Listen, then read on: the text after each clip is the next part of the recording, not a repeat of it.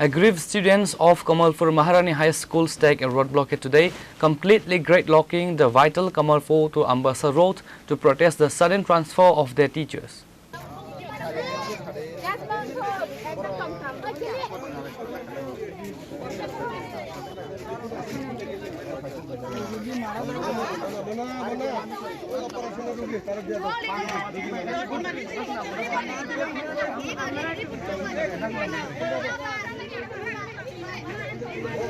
The demonstration, which began early Tuesday morning, threw vehicular movement into complete disarray and triggered widespread tension across the subdivision.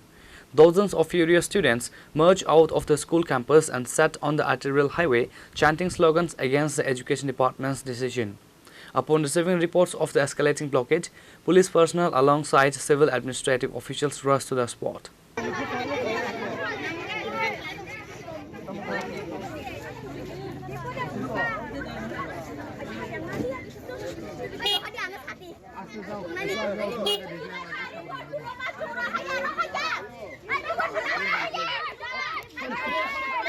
Bureau Report Chini Khurang.